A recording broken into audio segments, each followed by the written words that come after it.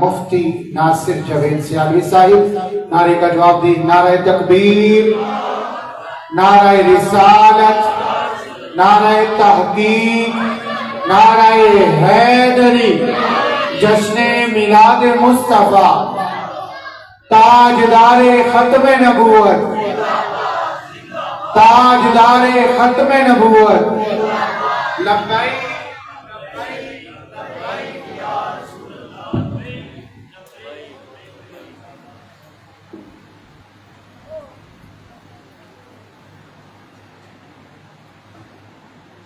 الحمدللہ رب العالمین والعاقبۃ للمتقین والصلاة والسلام علی سید الانبیاء والمرسلین قائد الغر المحجلین شفیع الامم والمرسلین وعلی آلہ واصحابہ اجمعین. اما بعد فاعوذ باللہ من الشیطان الرجیم. بسم اللہ الرحمن الرحیم. والضحى والليل إذا سجى ما ودعك ربك وما قلى وللآخرة خير لك من الأولى ولسوف يعطيك ربك فترضى. صدق اللہ العظیم وبلغنا رسوله النبی الکریم الحمید الرؤوف الرحیم. عزتوں کے لائق آج کی روح پرور خوبصورت بابرکت مقدس معظم معزز تقریب کے جملہ حاضرین و سامعین اور بزم میں تشریف فرما علماء کرام، خطباء کرام، نبی پاک صلی اللہ تعالیٰ علیہ وآلہ وسلم کی ذات گرامی،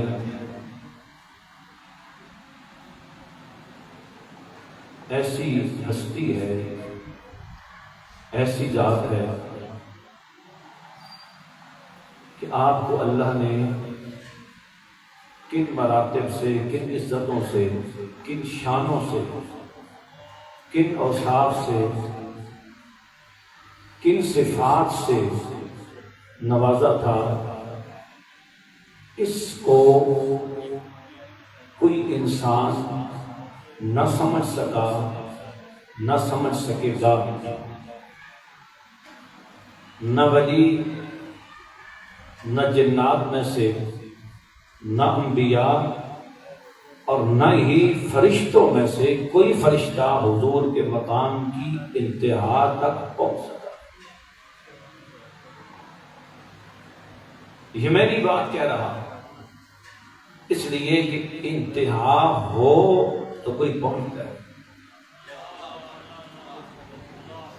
حد ہو تو کوئی پہنچتا ہے، کوشش کرے گا ایک نہیں تو دوسرا، دوسرا نہیں تو تیسرا، یا قریب پہنچ جائے گا. حد تک نہیں پہنچا تو قریب پہنچ جائے گا. میں امام بصیری جن کا قصیدہ بردہ آپ اکثر حضرات جانتے ہیں، 161 اشعار پہ مشتمل قصیدہ جو حضور کی بارگاہ کا مقبول قصیدہ ہے. جب مصنف نے لکھا تو حضور خواب میں تشریف لائے اور میرے آقا نے سنا ہے. ایک اس قصیدے کا مصرع حضور نے خود عطا کیا ہے اور کئی اشعار ایسے تھے جس پہ حضور ایسے جھوم رہے تھے سن کے. حضور خود سن رہے تھے جھوم کے. جب امام بصیری سنا چکے اس نعت کو تو آقا صلی اللہ علیہ وسلم نے جس میں ان کے جسم پہ ہاتھ پھیرا، فالج کے مریض تھے، اللہ نے شفا عطا فرمائی. میرے آقا نے چادر عطا فرمائی. چادر کو بردہ کہتے ہیں تو نام بردہ. تو اس میں امام بصیری نے کیا لکھا ہے؟ فَإِنَّ فَضْلَ رَسُولِ اللَّهِ لَيْسَ لَهُ حَدٌّ فَيُعْرِضُ عَنْهُ نَاطِقٌ بِفَضْلِهِ. آپ حضور کی شانیں بیان کر رہے ہیں. حضور کی شانوں میں آپ نے قصیدے کے بہت سارے اشعار دیکھے، یہ درمیان میں جا کر تقریباً درمیان کی قریب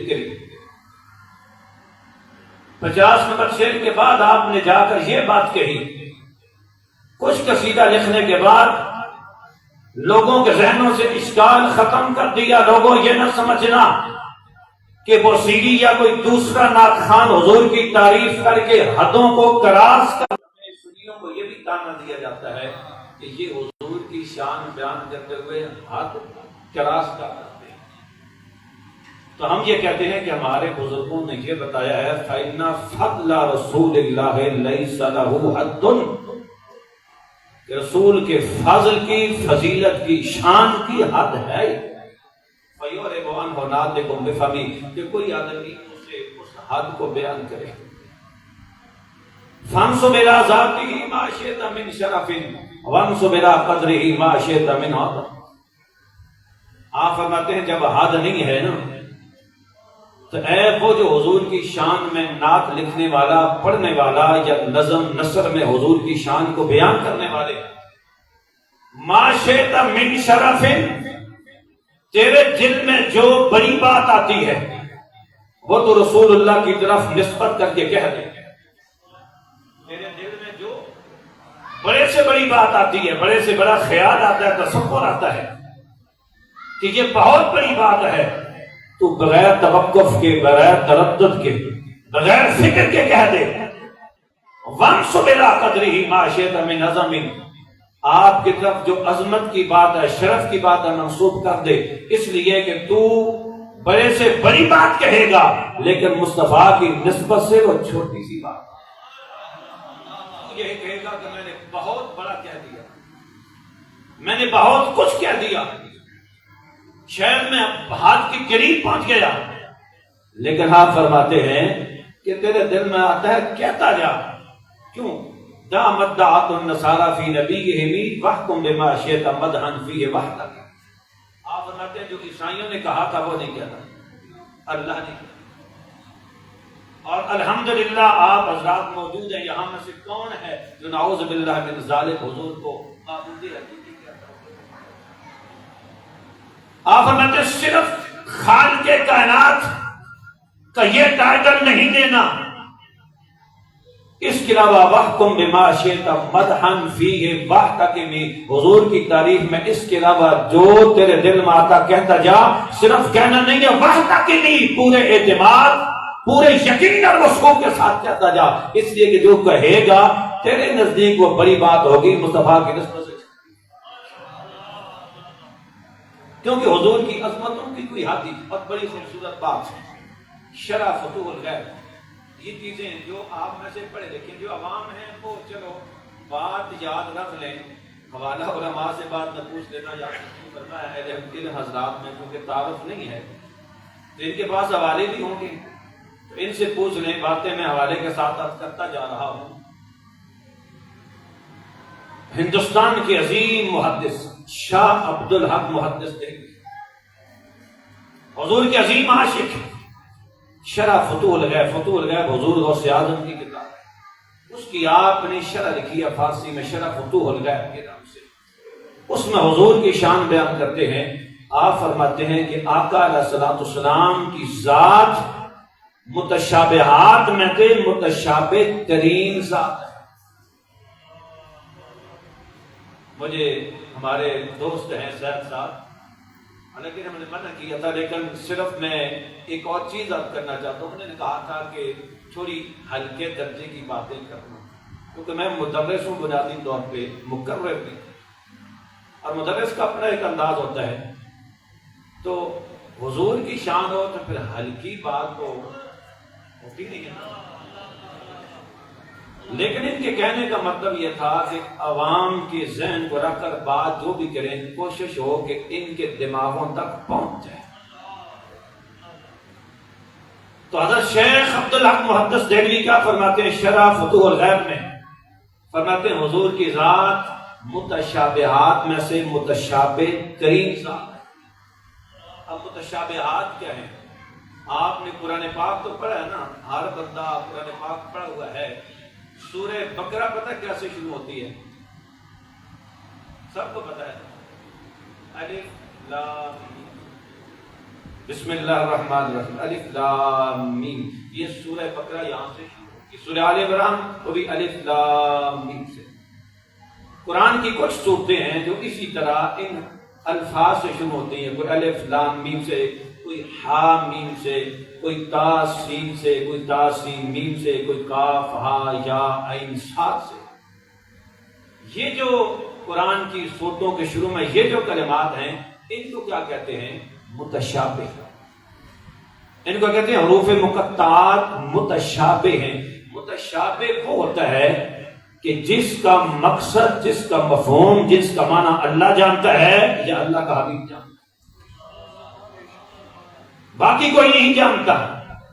آپ دیکھیں جب سے قرآن نازل ہوا تب سے لے کر آج تک قرآن کی پہلی تفسیر سے لے کر قرآن کی آخری تفسیر تک جس نے بھی قرآن کی تفسیر لکھی ہے، ہزار جلدوں میں بھی قرآن کی تفسیر لکھی گئی ہے، 30 جلدوں پر بھی قرآن کی تفسیر موجود ہے، لیکن اٹھا کے دیکھ لیں عربی تفسیر ہوگی تو الف لام میم کے نیچے کیا لکھا ہوگا؟ اللہ عالم بمرادہ۔ اردو میں تفسیر ہوگی تو کیا لکھا ہوگا؟ الف کے نیچے الف ہی لکھا ہوگا، لام کے نیچے لام ہی لکھا ہوگا، میم کے نیچے میم ہی لکھا ہوگا۔ ترجمہ کر رہا ہے آدمی، ترجمہ کر رہا ہے، ذالک الکتاب کا ترجمہ کرتا ہے، لا ریب کا ترجمہ کرتا ہے، فیہ کا کرتا ہے، ہدی للمتقین کا کرتا ہے، من الجنۃ والناس تک کرتا ہے۔ لیکن جب الف کی بات آتی ہے الف لکھتا ہے، لام کی بات لام لکھتا ہے، میم کی بات میم، جیسے اوپر لکھا ہے ترجمہ بھی وہی لکھ دیتا ہے۔ کیوں؟ اس لیے کہ اس کی ترجمانی مفسر کر نہیں سکتا۔ اس کے کہنے کا مطلب ہوتا ہے کہ بس الف الف ہے، لام لام ہے، میم میم ہے۔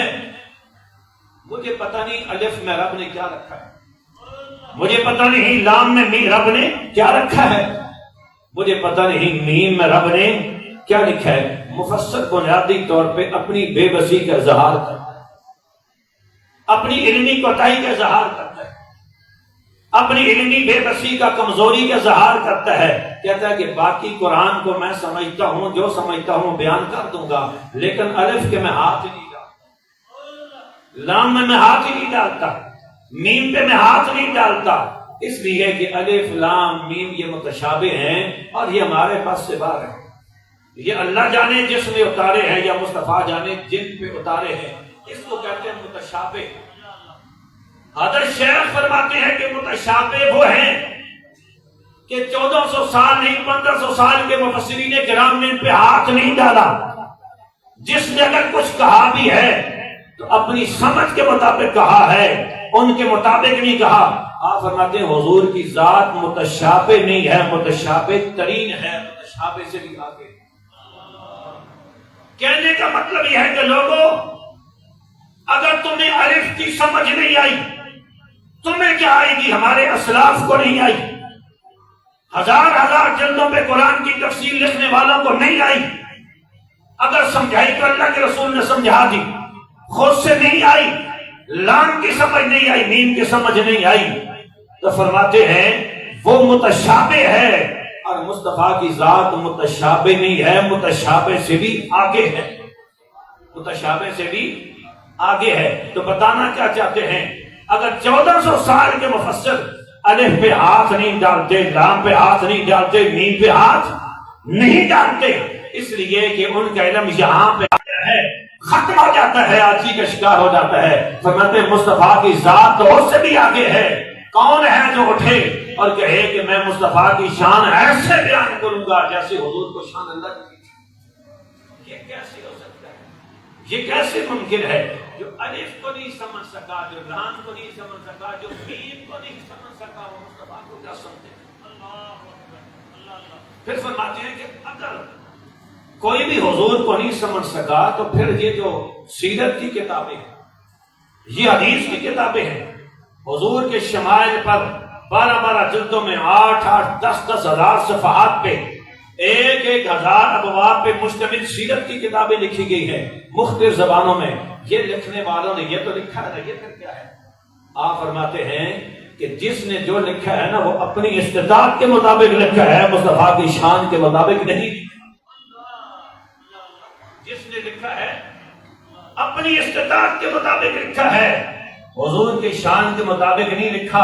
اور اس کو امام بوصیری نے بیان کیا ہے، فرماتے ہیں کہ لو ناسبت قدرہ آیاتہ اذا ما احیسمہ حین یدعی دارس الرممی. آپ فرماتے ہیں کہ لوگوں اگر معجزے حضور کے مطابق ہوتے، معجزے جو حضور کو ملے وہ ہمارے مطابق ہیں تاکہ ہم ایمان لے آئیں یا حضور سے محبت کریں، اگر حضور کی شان کے مطابق ہوتے تو پھر حضور کے نام میں اتنی تاثیر تھی، نام مصطفیٰ میں لفظ میم ہا میم دال میں، لفظ محمد میں رب نے اتنی تاثیر رکھی تھی جس کا اظہار نہیں کیا. ذات مصطفیٰ میں کتنی تاثیر تھی یہ تو چھوڑیں. امام بوصیری کہتے ہیں ذات مصطفیٰ کے لیے جو لفظ اللہ نے چنا تھا محمد، میم ہا اور میم دال، فرماتا ہے اس نام میں رب نے اتنی تاثیر رکھی تھی، اگر وہ ساری تاثیر اس دنیا میں رب ظاہر کر دے تو کوئی آدمی اٹھ کے کسی 100 سال کے مردے پر لفظ محمد کہہ کے پھونک دے، مردہ بھی اٹھ کے کھڑا ہو جائے.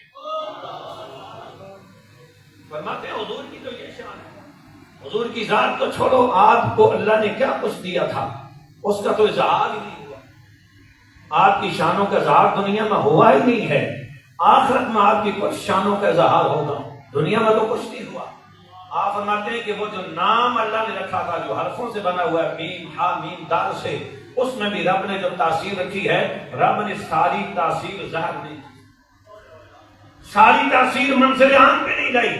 اگر اس لفظ محمد میں رب نے جتنی طاقت رکھی ہے، رب تعالیٰ ساری طاقت دنیا میں ظاہر کر دے تو کوئی آدمی بھی اٹھے اور مردے پہ ایک مرتبہ محمد کہہ کے پھونک دے، مردہ اٹھ کے کھڑا.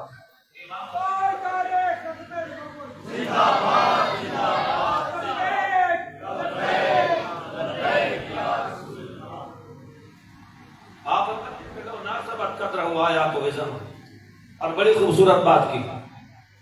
آپ فرماتے ہیں کہ آئی الورا فہم و معنی ہو فلیس یرا للقرب والبعد منہ غیر منفہمی. آپ فرماتے ہیں کہ مخلوق آپ کے معنی کو، آپ کے مقام کو سمجھنے سے عاجز بے بس ہے. قریب والا ہے یعنی صدیق اکبر ہے، فاروق اعظم ہے، علی المرتضیٰ ہے، حضرت عثمان غنی ہے، یا حضرت بلال ہیں، حضرت جابر بن سمرہ ہیں، حضرت کعب بن مالک ہیں، حضرت زید بن ثابت ہیں، حضرت عبداللہ بن مسعود ہیں، حضرت عبداللہ بن عباس ہیں، یا اور حضور کے صحابہ ہیں، یا دور والے ہیں، قریب والے ہیں یا دور سے دیکھنے والے ہیں.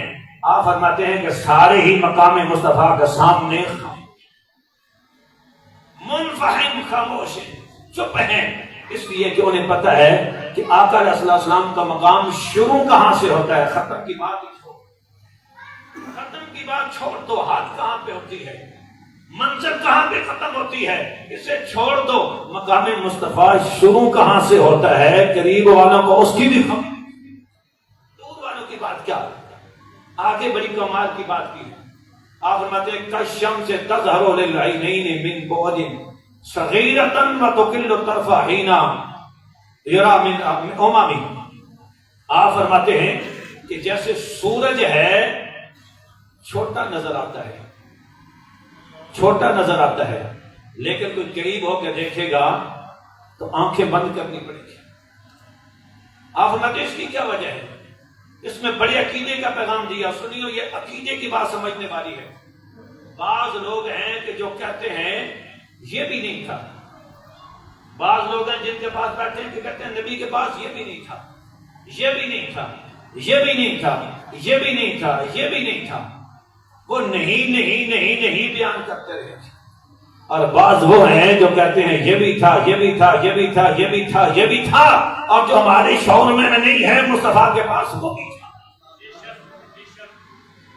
دونوں میں فرق کیا ہے؟ امام بوصیری نے وہ فرق سمجھایا ہے کہ کئیوں کو حضور کی شان کم لگتی ہے، کئیوں کو حضور کی شان زیادہ لگتی ہے. فرق کیا ہے؟ آپ فرماتے ہیں فرق ہی ہے کہ سورج ہے، ہمیں پتہ کتنا لگتا ہے، اتنا سارا لگتا ہے. سورج ہمیں اتنا ویسے نہ نظر آئے نا، تو جب ڈوبنے کے قریب ہوتا ہے تب آپ دیکھ لو نا، لگتا ہے تو بڑا فٹ بال ہے. بچوں سے کہیں بچے کہیں گے فٹ بال ہے، اتنا سارا لگتا ہے. تو سورج اتنا سارا ہے، زمین سے بڑا ہے. زمین سے بڑا ہے سورج. ہمیں کتنا نظر آتا ہے؟ اتنا سرا نظر آتا ہے. امام بصیری کہتے ہیں وجہ یہ نہیں ہے کہ سورج چھوٹا ہے، دیکھنے والے تو دور سے دیکھ رہا ہے، تو قریب ہوتا جائے گا، سورج کا بڑا پن تجھ پہ ظاہر ہوگا.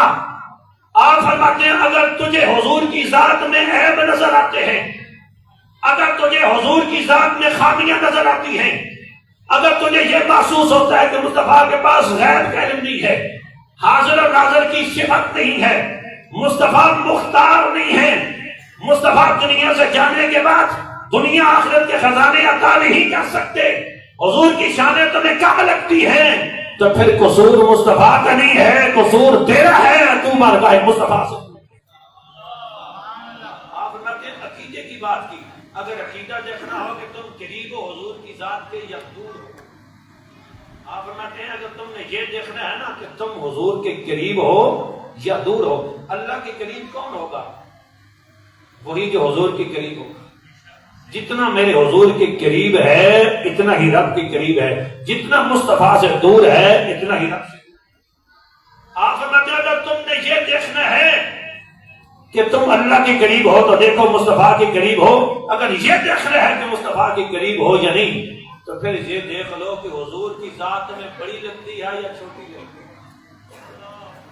اگر تمہیں لگتی ہے بڑی اور اتنی بڑی لگتی ہے کہ صحابہ کہتے ہیں حضرت عمر بن ناس سے کسی نے پوچھا حضور کی صحبت میں بیٹھے، آج کی بیٹھا، تو کہنے لگے حضور کے چہرے پاک کے بارے میں کچھ سناؤ تو صحیح.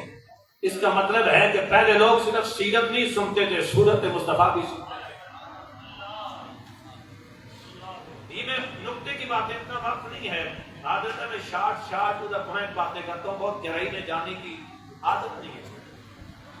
لیکن آپ کو میں کسی پر طنز کیے بغیر عقیدہ سمجھا رہا ہوں. بعض لوگوں کو اس چیز کا شعور نہیں ہے، وہ کہتے ہیں کہ سیرت کانفرنس، ہم کہ میلاد کانفرنس، سورت کانفرنس. آپ حدیث کی کتابیں اٹھا کے دیکھ لیں، ہر محدث نے سیرت کا ذکر بعد میں کیا ہے، سورت مصطفیٰ کا ذکر پہلے کیا ہے. کسی مسلک سے تعلق رکھتا ہو آپ اس کی سیرت کی کتاب اٹھا کے دیکھ لیں. حضور کے میلاد کا ذکر کیا، میلاد کے بعد سورت مصطفیٰ کا ذکر کیا، پھر جا کے سیرت مصطفیٰ کا ذکر کیا ہے. میں یہ عرض کر رہا تھا کہ کسی نے پوچھا کون ہوگا جس نے حضور کو نہیں دیکھا؟ تابعین میں سے ہوگے، مسلمان ہوگا، کافر تو نہیں تھا. حضرت کس سے پوچھا حضرت عمر بن ناس سے کہ حضور کی بارگاہ میں بیٹھے، کہنے لگے حضور کی بارگاہ میں بارہ بیٹھا. پھر حضور کی صورت کا بیان کرو جس سے ایک بات ہی لگی کہ صحابہ، تابعین، تبع تابعین جن کے نقشے قدم پہ چلیں گے تو کامیاب ہوں گے، وہ سیرت کی باتیں بھی سننے والے تھے، سورت مصطفیٰ کے تذکرے بھی سننے والے تھے. آج اللہ نے تمہیں وہ عقیدہ عطا کیا ہے جو عقیدہ ان کا تھا، تو کہا سورت مصطفیٰ تھوڑی بیان تو کرو. تو بڑی کمال کی بات کی. فرمایا یہ نہیں کہ حضور سے محبت نہیں تھی، کہنے کہ روئے زمین پر سب سے زیادہ محبت حضور سے تھی، روئے زمین پر سب سے زیادہ احترام میرے دل میں حضور سے تھا، لیکن میں سورت مصطفیٰ بیان نہیں کر سکتا، اس لیے کہ ساری زندگی جتنا وقت بھی مصطفیٰ کی بارگاہ میں گزارا ہے، کبھی ہمت نہیں ہوئی کہ نگاہ اٹھا کر، نگاہ بھر کر، نظر بھر کر چہرے مصطفیٰ قریب تھے نا. سورج کے بندہ قریب ہو جائے تو آنکھ اٹھا کے سورج کو دیکھ سکتا ہے، چمکتے سورج کو دیکھ سکتا ہے نہیں. بڑی عجیب بات ہے، لوگ کہتے ہیں کہ ہم مانتے ہیں نبی، اللہ کے نبی نور تھے، لیکن وہ مانوی نور تھے، رائت کے نور تھے، حصی نور نہیں تھے، آنکھوں سے نظر آنے والا نور نہیں تھے. ہمارے لیے عقیدہ بھی بیان کیا جاتا ہے. میں دوست پوچھے تھے کیا بیان کریں گے، میں ان کا حضور کی شان بھی بیان کروں گا، ساتھ عقیدہ یار سنو. لوگ کہتے تھے ہم مانتے ہیں حضور بشر تھے، جی بشر تھے، حضور نور تھے لیکن ہدایت کا نور تھے، حصی نور نہیں تھے. ہدایت کا نور ہوتا ہے جو دل میں لگے، حصی نور ہوتا ہے جو آنکھوں سے نظر آئے. اسی کو کہتے ہیں نا سادہ سی تعریف. جی ہم نور مانتے ہیں لیکن کہتے ہیں نور ہدایت سے ہادی بن کے حضور تشریف لائے تھے، لیکن حصی نور نہیں تھے. جو بشر ہوتا ہے وہ نور نہیں ہو سکتا. عام طور پہ کیا کہتے ہیں جو بشر ہوتا ہے وہ نور. قرآن آتا ہے، اللہ فرماتا ہے کہ ابھی بتا دو انما انا بشر ہوں، مثلکم، میں بشر ہوں. تو جو بشر ہو وہ نور نہیں ہو سکتا. یہ عام طور پہ ہمارے عقیدے کو خراب کرنے کے لیے نا تو ہمیں پکڑ لیں گے کسی جوان کو، اللہ کے نبی بشر تھے، بندہ کہ جی قرآن کا تھا بشر تھے، اچھا بشر تھے پھر تو نور نہیں ہو سکتے. ماننا پڑے گا کہ اگر یہ اصول مان لیں، اگر یہ اصول مان لیں کہ جو بشر ہے وہ نور نہیں ہو سکتا، اس کا مطلب ہے جو نور ہے وہ بشر بھی نہیں ہو سکتا.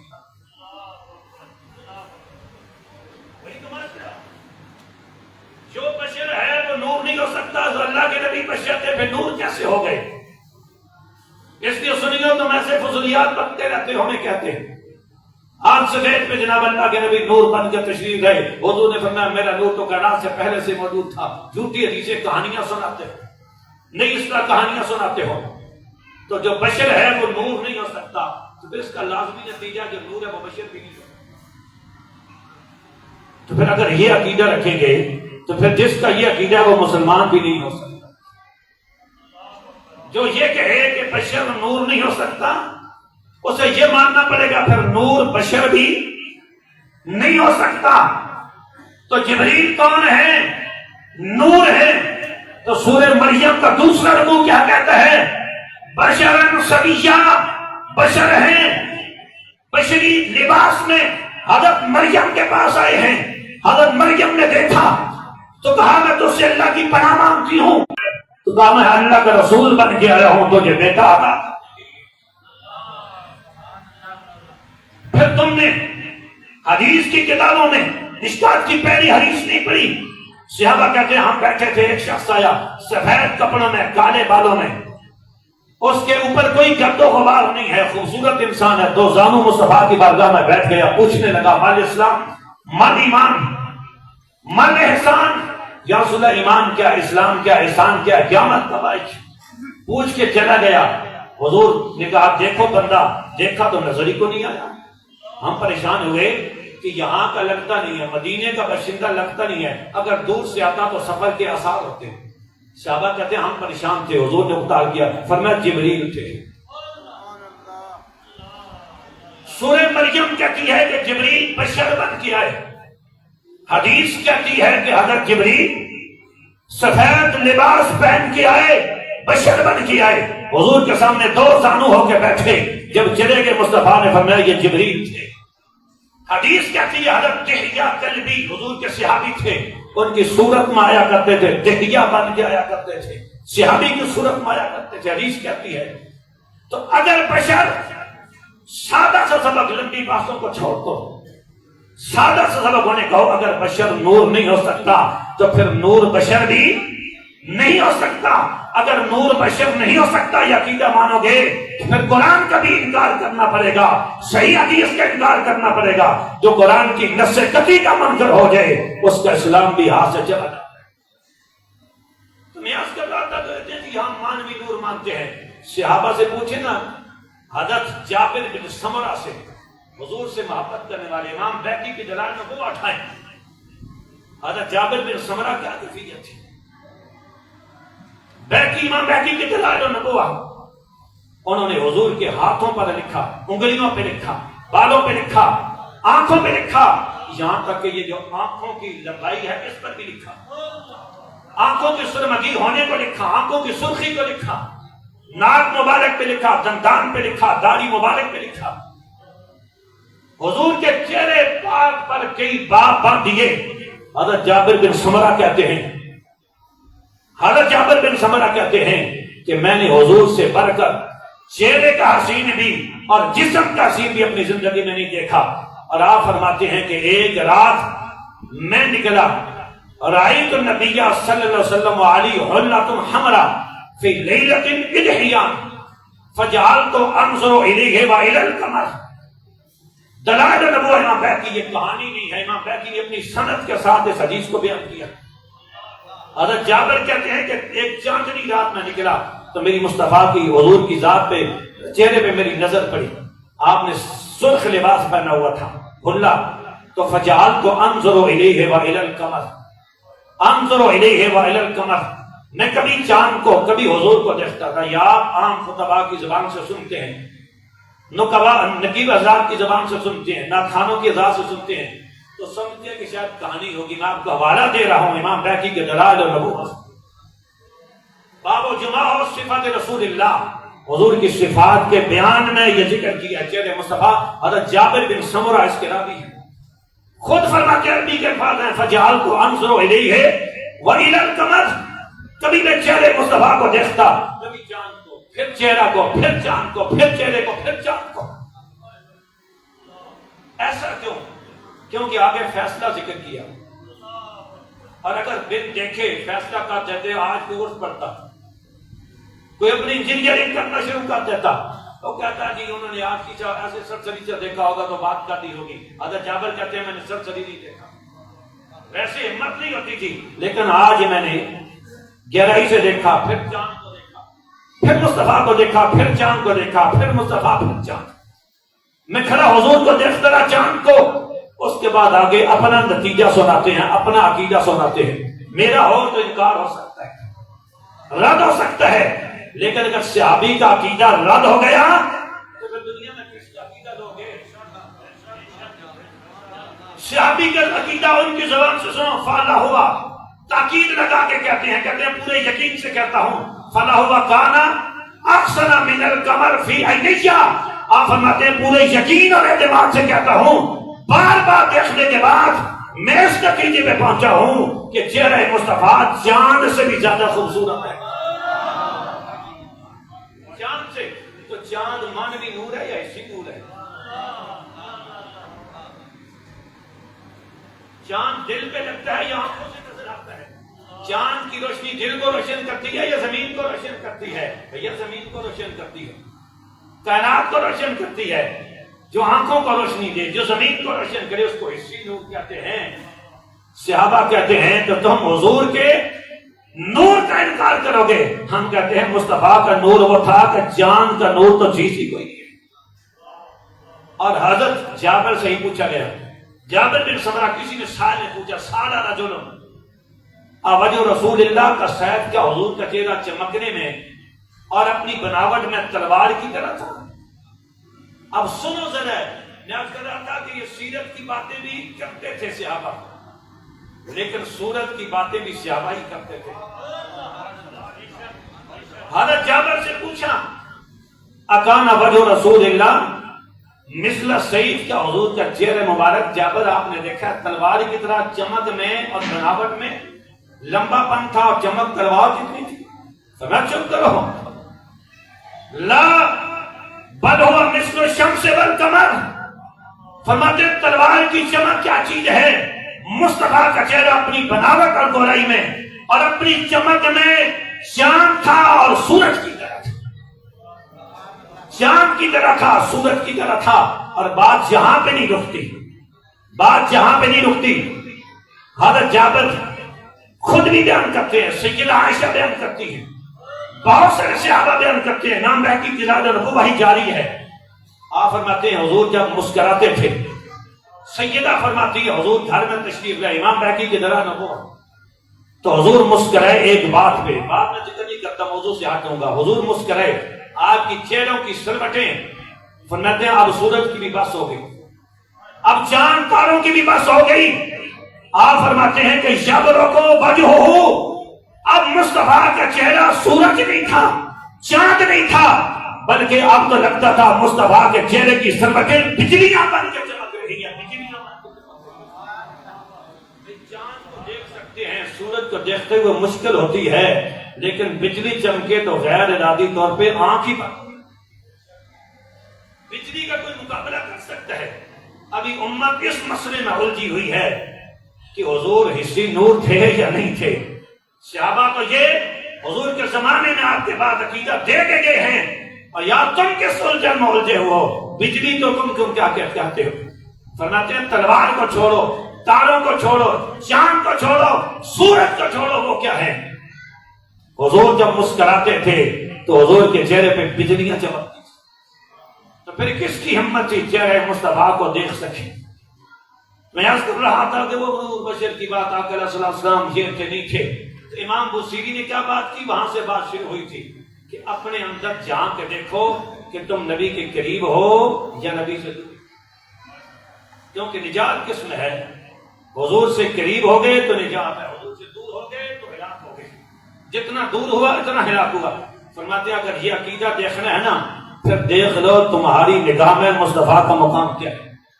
کیا تمہیں آپ کی ذات میں عیب نظر آتا ہے یا خوبی ہی خوبی نظر آتی ہے؟ خوبی ہی خوبی نظر آتی ہے، عیب نظر آتا ہے؟ میں کہتا ہوں وہ آدمی جو عیب دیکھتا ہے نا ذات مصطفیٰ کا، وہ مکھی سے بھی بدتر ہے۔ وہ کیوں مکھی سے بدتر ہے؟ یہ اللہ نے میرے ذہن میں ایک بات ڈالی، مکھی سے اس لیے بدتر ہے کہ مکھی جسم میں کہاں بیٹھتی ہے یا مکھی زمین پہ کہاں بیٹھتی ہے؟ جہاں پہ گندگی موجود ہوتی ہے۔ مکھی کو گندگی پسند ہے نا تو گندگی پہ بیٹھ جاتی ہے، لیکن کم از کم جہاں پہ بیٹھتی ہے وہاں گندگی تو ہوتی ہے۔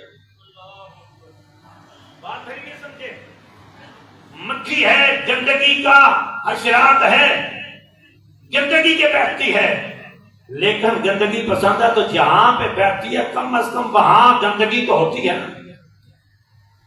پورا ٹیبل صاف ہے، ایک جگہ پہ عیب ہے، ایک جگہ پہ نقص ہے، گندگی ہے، پورا جسم صاف ہے، ایک جگہ پہ گندگی ہے، مکھی وہاں پہ آ کے بیٹھے گی، بھئی ہے تو بیٹھی ہے نا۔ یہ مکھی سے اس لیے بدتر ہے کہ یہ جس ذات میں عیب دیکھتے ہیں اور عیب پہ انگلی رکھتے ہیں، نقص دیکھتے ہیں اور نقص پہ انگلی رکھتے ہیں، اس ذات میں عیب نام کا تصور نہیں ہے، کیونکہ سیدہ نے فرمایا تھا، یہ میں بات نہیں کرتا، قرآن میں شک ہے، قرآن میں شک ہے، اگر کوئی کہے ایک مرتبہ بھی قرآن میں شک ہے کافر ہو گیا، کوئی ایک مرتبہ کہے قرآن میں شک ہے تو کافر ہو گیا۔ لا ریب فیہ، کیوں؟ قرآن شروع ہونے کے ساتھ ہی فرمایا لا ریب فیہ، قرآن میں شک نہیں ہے۔ اگر کوئی کرتا ہے تو اس کے اپنے اندر شک ہے، قرآن میں نہیں ہے۔ اگر قرآن میں نہیں ہے تو سیدہ عائشہ فرماتی ہیں پھر مصطفیٰ کی ذات میں بھی شک نہیں ہے۔ قرآن میں عیب ہے، قرآن میں نقص ہے، اگر کہیں قرآن میں عیب ہے، قرآن میں نقص ہے تو وہ یہ کہے وہ مسلمان نہیں کافر ہے۔ اگر قرآن میں عیب نہیں، قرآن میں نقص نہیں، قرآن میں شک نہیں، قرآن میں کمی نہیں ہے تو پھر مصطفیٰ میں بھی ان میں سے کوئی چیز موجود نہیں ہے۔ اس لیے کہ جب سیدہ عائشہ رضی اللہ تعالیٰ سے پوچھا گیا شان مصطفیٰ کیا تھی، خلق مصطفیٰ کیا تھا، تو آپ نے فرمایا القرآن۔ آپ نے ابھی لمبی چوڑی بات ہی بولی تھی، آپ نے فرمایا القرآن۔ اور علماء نے، عام لوگوں نے تو اپنے طور پہ تشریح کی ہے نا، علماء نے لکھا ہے کہ آپ کے کہنے کا مطلب یہ تھا کہ تم نے مصطفیٰ کو دیکھنا ہو تو جو دیکھتے رہے وہ تو دیکھتے رہے، بعد والی قوم نے دیکھنا ہو تو وہ قرآن اٹھا کر دیکھ لو، قرآن کو دیکھ لو تو سمجھے مصطفیٰ کو دیکھ لو۔ تو یہ کہنے کا مطلب تھا کہ قرآن اتارا کس نے؟ اللہ نے۔ حضور کو بھیجا کس نے؟ اللہ نے۔ قرآن کا محافظ کون ہے؟ اللہ۔ حضور کا محافظ کون ہے؟ اللہ۔ آپ یہ بتانا چاہتی تھی قرآن میں جو شک کرے گا وہ کافر ہے، قرآن کو جو ابدال کہے گا وہ کافر ہے، قرآن میں کسی جگہ پہ انگلی رکھے گا وہ کافر ہے، کہے گا شر کی طرف انگلی رکھتا ہے۔ فرمایا ایسے مصطفیٰ کی ذات میں کوئی نقص تلاش کرے گا وہ بھی کافر ہے۔ اس لیے کہ آپ نے فرمایا تھا حضور کا خلق قرآن تھا، حضور کا سراپا قرآن تھا۔ آپ کے وجود میں جب سے قرآن میں عیب نہیں، قرآن میں نقص نہیں، قرآن میں باطل نہیں، قرآن میں جھوٹ نہیں، قرآن میں کمی نہیں ہے، مصطفیٰ کی ذات میں کوئی کمی نہیں ہے۔ تو امام بوصیری فرماتے ہیں کہ اپنے آپ کو پھر دیکھ لو، اگر یہ سمجھتے ہو کہ حضور کے قریب ہیں پھر تمہیں حضور کی ذات میں نقص نظر نہیں آئے گا، عیب نظر نہیں آئے گا، بڑی ذات نظر آئے گی، تم دیکھ ہی نہیں سکو گے۔ عیب تو وہ دیکھے گا جو دیکھ سکے، کمی تو وہ دیکھے گا جو دیکھ سکے۔ چاند میں بادل نظر آتے ہیں، سورج میں تو وہ نہیں نظر آتے نا، کیونکہ چاند کو دیکھ سکتے ہیں، سورج کو جب آب و تاب سے چمک رہا ہو تو نظر ہی کو نہیں آتا، تو بادل کسے نظر آئے؟ کبھی چاند کو دیکھیں نا تو بادل اس کے اندر نظر آتے ہیں نا، ایسے لگتا ہے کہ بادل بادل بنے ہوئے ہیں۔ کچھ جو ہے نا وہ وہاں پہ عیب سے ہیں، وہاں پہ پھٹن سی ہے لیکن سورج میں نہیں، اس لیے کہ سورج دیکھ تو نہیں سکتے. تو صحابہ کہتے ہیں کہ جب سورج کو نہیں دیکھ سکتے تو مصطفیٰ کو بھی ہم نہیں دیکھ سکتے تھے. تو جب دیکھ ہی نہیں سکتے تو عیب کون دیکھے. آپ فرماتے ہیں کہ اگر عقیدہ دیکھنا ہو تو پھر یہ میں عرض کر رہا تھا کہ صحابہ کی بارگاہ میں پوچھنے والے کیا پوچھتے تھے، اور کمال حضور کی ذات سراپا معجزہ تھی، سر سے لے کر پاؤں پر. حضور کے ہاتھ مبارک میں بڑی خوبصورت بات، اتنا وقت نہیں ہے میں بات ختم کرتا ہوں. صحابہ آپس میں باتیں کرتے تھے. سبل الہدیٰ والارشاد کتاب کا نام ہے، 12 جلدوں میں کتاب ہے، کئی ہزار صفحات پہ مشتمل کتاب ہے، تقریباً 1000 ابواب پہ مشتمل کتاب ہے. محمد بن یوسف صالحی الشامی علی رحمت، اردو ترجمہ بھی ہے، پڑھنے والا ہے. اس میں ایک مکالمہ ہے. ایک صحابی تھے حضرت ابن ابی اوفا. ایک مرتبہ صحابہ کی مجلس لگی ہے نا، تو حضرت ابن ابی اوفا کہنے لگے کہ اللہ نے آدم علیہ السلام سے لے کر عیسیٰ علیہ السلام تک سارے انبیاء کو جو کچھ عطا کیا تھا مصطفیٰ کو اس سے بڑھ کے عطا کیا. یہ آج ہم نہیں کہتے، ہم ان کی باتیں آپ کو اپنی زبان میں سمجھاتے ہیں. ہم کون ہے اپنی طرف سے کہنے والے؟ ہمارے پاس ہے کیا؟ ہمارا شعور کیا ہے؟ ہمارا علم کیا ہے؟ ہمارا فہم کیا ہے؟ ہم ان کی باتیں اپنی زبان میں تمہیں سمجھاتے ہیں.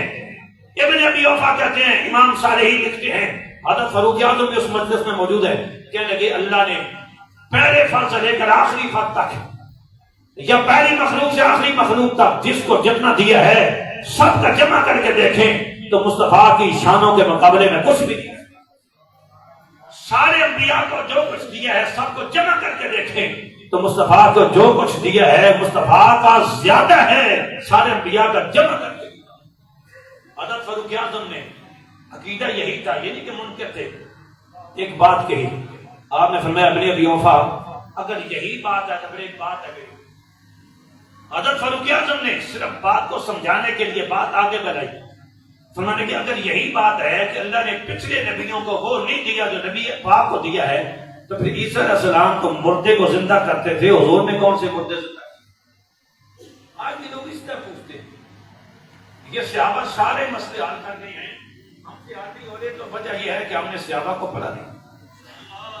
حقیقی بات ہے، ہم نے صحابہ کو پڑھا نہیں ہے، یا پڑھا تو سنسنی گزر گئے ہیں، گہرائی کے ساتھ پڑھا نہیں ہے.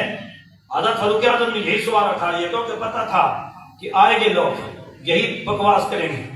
آپ نے پہلے سوال اٹھایا، فرمایا ابن ابی اوفا اگر سارے نبیوں کے پاس جو کچھ تھا مصطفیٰ کو اس سے زیادہ دیا ہے، اتنا بھی جو سے زیادہ دیا ہے. عیسیٰ علیہ السلام مردوں کو زندہ کرتے تھے، حضور نے کون سے مردے زندہ کیے؟ پھر سنو، پھر صحابی کا عشق دیکھو، صحابی کا شعور دیکھو، صحابی کی فہم دیکھو، صحابی کا ذہن دیکھو، صحابی کی فکر اور گہرائی دیکھو. کہتے ہیں کہ عمر عیسیٰ علیہ السلام کون سے مردوں کو زندہ کرتے تھے؟ فرمایا وہ جو زندہ تھے پھر مر گئے تھے، سال ہو گیا، 2 سال ہو گیا کہ وقت گزر گیا، آپ فرماتے تھے قم باذن اللہ، وہ زندہ ہو جاتا تھا. فرمایا تھا وہ جو مرے ہوئے تھے وہ زندہ کرتے تھے، وہ تو وہ تھے نا جن میں پہلے زندگی تھی. ایک آدمی مر جائے تو کون مرتا جو زندہ ہو؟ ایک بچہ پیدا ہی نہیں ہوا، وہ مرا ہوا تو کون ہی ہے. ہم کسے مرا ہوا کہیں گے؟ میت کسے کہیں گے؟ جو زندہ تھا پھر مر گیا. وہ صحابی کہنے لگے کہ عیسیٰ علیہ السلام کون سے مردوں کو زندہ کرتے تھے؟ جو پہلے زندہ تھے پھر جسم اور روح الگ الگ ہو گئے، روح جسم سے نکل گئی، الگ چلی گئی، جسم الگ ٹھکانے پہ چلا گیا تو وہ مردہ ہو گیا نا. تو عیسیٰ علیہ السلام اس مردے کو زندہ کرتے تھے جو پہلے زندہ تھا، وہ زندہ ہو جاتا تھا. جب زندہ ہو جاتا تھا تو پھر وہ سنتا بھی تھا، پھر وہ دیکھتا بھی تھا، پھر وہ بولتا بھی تھا، پھر وہ چلتا بھی تھا. آپ فرمانے کہ جی بالکل ایسے ہی ہے. چلتا اس لیے تھا کہ اس کے پاؤں پہلے سے موجود تھے، روح نکلنے سے پاؤں کام کرنے چھوڑ گئے. بولتا اس لیے کہ زبان پہلے سے موجود تھی، صرف روح نکلنے سے زبان کام کرنا چھوڑ گئی. سنتا اس لیے تھا کہ وہ کان پہلے سے موجود تھے، صرف روح نکلنے سے کام کرنے چھوڑ گئے. دیکھتا اس لیے تھا کہ آنکھیں موجود تھیں، صرف روح نکلنے سے آنکھیں چلی گئی. چیزیں ساری موجود تھی، صرف پیچھے یوں سمجھو کہ بجلی چلی گئی. سامان سارا موجود تھا، پیچھے سے کرنٹ ختم ہو گیا. انہوں نے دوبارہ سے سمجھو کہ ایک تار لگا دی، آنکھیں موجود تھی، زندہ کیا تو دیکھنے لگا، سننے لگا، چلنے لگا، بولنے لگا. فرمایا آؤ فاروق اعظم اب میں آپ کو بتاتا ہوں مصطفیٰ کے مردوں کو زندہ کرتے تھے جس کا ذکر امام بصری نے بھی کیا ہے اور حدیث سیرت کی ہر کتاب میں یہ بات موجود ہے، حوالے کے بغیر عرض کر رہا ہوں، کوئی اٹھا کے دیکھ لو۔ جاءت لدعوت الاسیار ساجدۃ تمشی رہی علی ساکن بلا قدمی۔ امام بصری کہتے ہیں کہ مصطفیٰ نے پیغام بھی بھیج دیا درختوں کو، پیغام مصطفیٰ چلا اپنی جڑوں کو کھانا، چل کے مصطفیٰ کی بارگاہ میں سجدہ ریز ہو گئے اور کیا اندر سے آواز ہے لا الہ الا اللہ محمد۔ آپ فرماتے ہیں کہ چلتا کون ہے جس میں زندگی ہو، بولتا کون ہے جس میں زندگی ہو، سنتا کون ہے جس میں زندگی ہو، دیکھتا کون ہے جس میں زندگی ہو۔ اگر سنتا نہیں تھا درخت تو پھر مصطفیٰ کا پیغام پہنچا تو سنا کیسے؟ اگر دیکھتا نہیں تھا تو پتا کہاں تھا کہ آقا کھڑے کہاں پہ ہے؟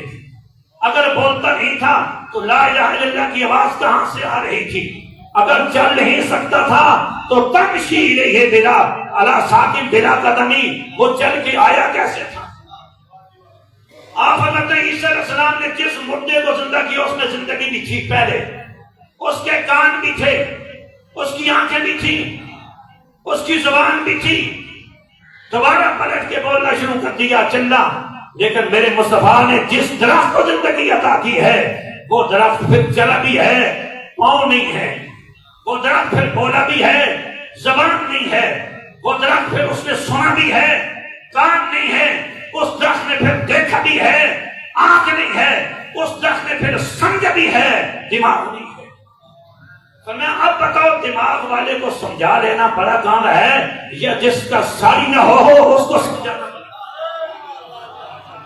اب یہ بتاؤ کہ آنکھ والے کو دکھا لینا بڑا کام ہے یا جس کی آنکھ پیدا ہی نہیں ہوئی اس کو دکھا لینا بڑا کام ہے؟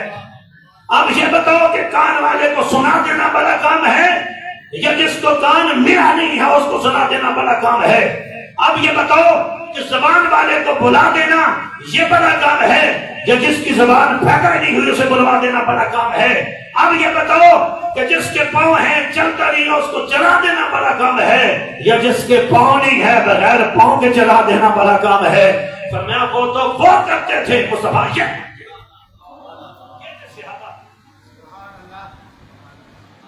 صحابہ کا نام دے کر عقیدے لوٹے جاتے ہیں۔ جو باتیں صحابہ کر گئے خدا کے سامنے آپ یہ کبھی آپ نے یہ محبت کی باتیں سنی؟ وہ آپس میں بیٹھ کے کرتے تھے، یہ ہم بھی آپس میں بیٹھ کے ہی کرتے ہیں۔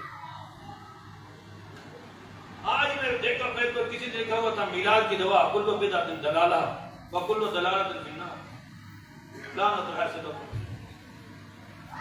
بھئی یہیں بیٹھ کے آپ کیا کر رہے ہو؟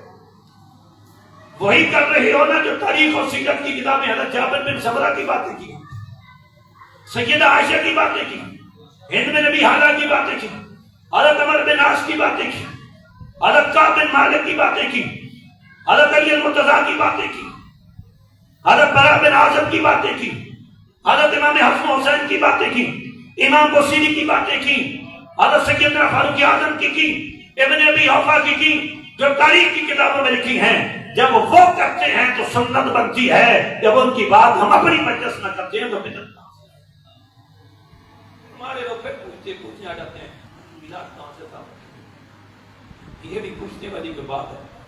آج افسوس یہ ہے کہ اس قوم کو میلاد بھی ثابت کرنا، میلاد کی محفل بھی ثابت کرنی پڑ گئی ہے۔ ہمیں اس سے بہت آگے سفر کرنا تھا، ہمیں واپس ایسی جگہ پہ لایا کہ جو سفر ہی نہیں تھا، جہاں سے ابتدا ہونی تھی۔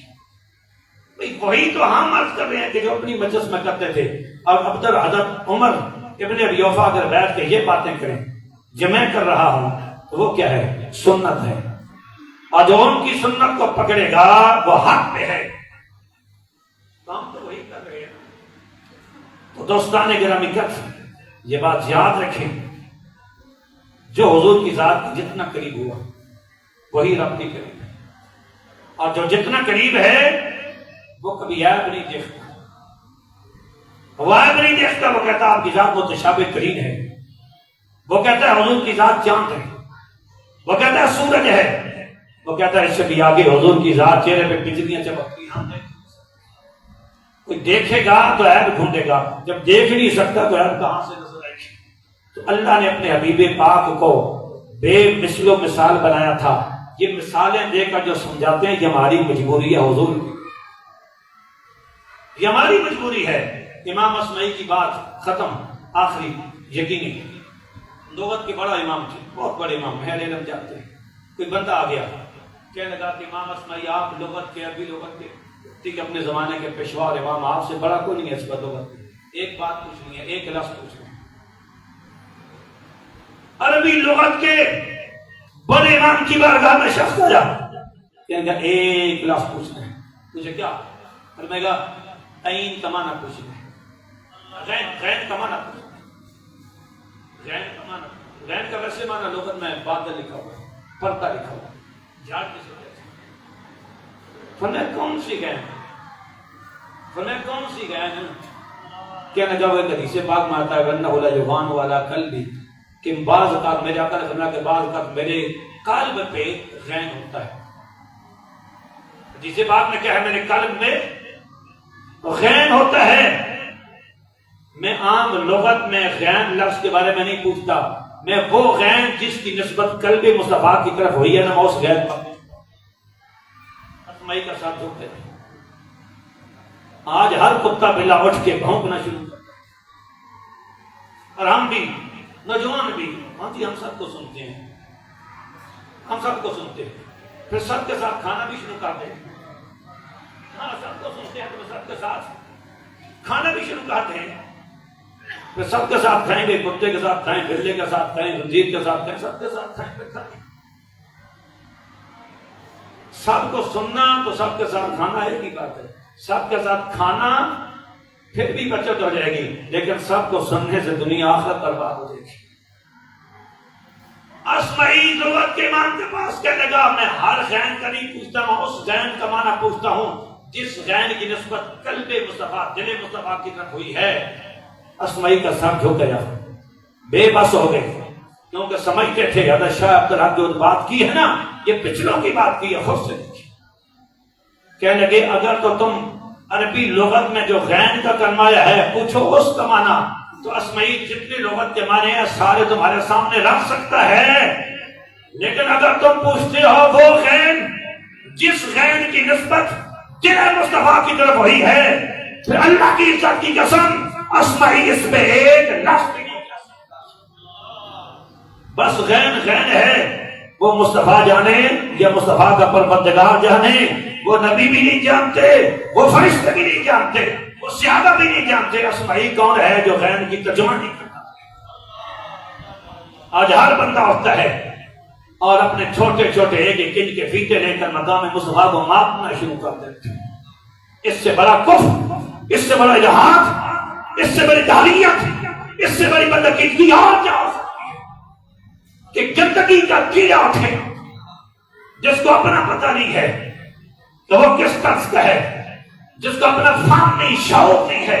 جہاں پہ صحابہ بے بس، جہاں انبیاء بے بس ہیں، جہاں فرشتے بے بس نظر آتے ہیں، جہاں غوث قطب بے بس نظر آتے ہیں، جہاں جن بے بس نظر آتے ہیں، وہ غلاظت کا کیڑا اٹھے اور اپنے چھوٹے چھوٹے فٹے لے کر مقام مصطفیٰ کو ماپنا شروع کرتے. اس سے بڑی گمراہی کرنی ہے.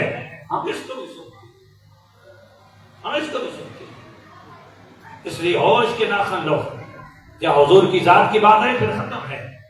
جب لگے کہ یہ نہیں تھا، بس یہ نہیں تھا، جب آ جائے یہ نہیں تھا، سمجھو کہ گیا بندہ. کیونکہ ہمارے بزرگ کہہ گئے بس خدا نہیں کہنا، اس کے بعد کوئی ابتدا کو نہیں پتا، ہمیں تو انتہا کا جانیں گے. اللہ تبارک و تعالیٰ عمل کی توفیق دے. وما علیہ الا البلاغ.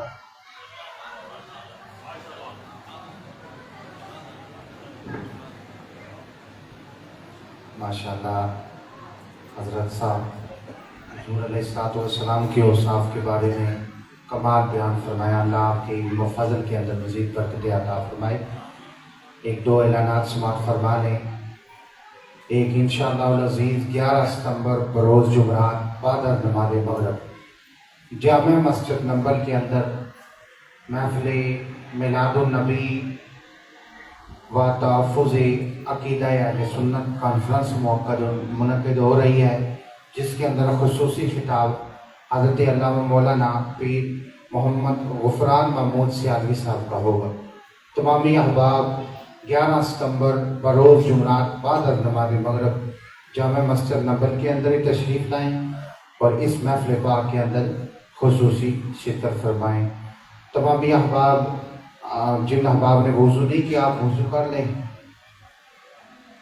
کل 7 ستمبر بروز اتوار دن 10 بجے تا نماز ظہر رہائش گاہ چودھری عبدالقیوم صاحب اور چودھری محمد یاسر صاحب 2 منزلہ نمبر کے اندر بسلسلہ ختم قرآن حافظ محمد مامون صاحب محفل پاک کا انعقاد ہو رہا ہے، جس کے اندر خصوصی خطاب حضرت علامہ مولانا محمود حسین وارثی صاحب آپ تشریف لائیں گے، خصوصی خطاب فرمائیں گے۔ تمامی احباب اس محفل پاک کے اندر بھی شرکت فرمائیں۔ تمامی احباب ابھی اذان ہوگی، اذان کے بعد یہیں پر سنتیں اور نماز ظہر ادا ہوگی اور نماز ظہر کے بعد دعا ہوگی اور دعا کے بعد مسجد کی جو اوپر والا فلور ہے وہاں پر لنگر کا اہتمام کیا گیا ہے۔ تمامی احباب لنگر مصطفیٰ کریم علیہ الصلوۃ والسلام جو ہے وہ آپ تناول فرما کے جائیں۔ ابھی اذان ہوگی۔